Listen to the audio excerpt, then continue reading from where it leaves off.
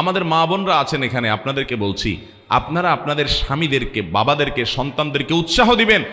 আপনারা যদি সঠিক হয়ে যান তাহলে আল্লাহর জমিনে সব সোজা হয়ে যাবে।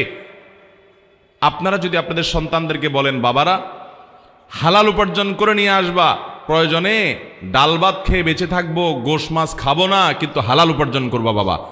অন্যের ছেলে মেয়েরা বিল্ডিং হাঁকায়, গাড়ি হাঁকায়, টাকা পয়সা চকচকে দেখা যায়, আমার দরকার নাই বাবা, হালাল যদি করতে পারো, ব্যবসা বাণিজ্য করে আলহামদুলিল্লাহ করো, আর না হলে আমার দুর্নীতি করে ঘুষ, চুরি, ডাকাতি, এই সমস্ত মানুষের হক নষ্ট করে পয়সা আনবা না, আমরা কষ্ট করে থাকবো।